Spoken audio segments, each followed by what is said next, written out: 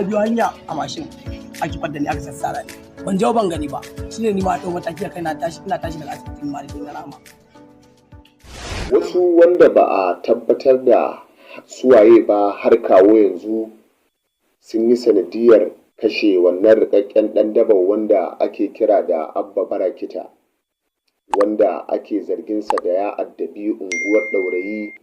musamman ɓangarorin cikin gari da kewaye. Bayan a kwanakin baya ya yi alkawarin cewa ya daina harkar daba a gaban kwamishina of police na 'yan sanda a jihar Kano.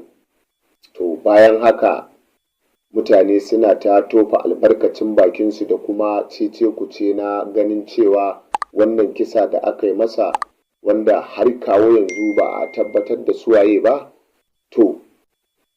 ya kasance izina ga dukkanin wani ɗan daba da kuma wanda baya jin magana a jihar Kano,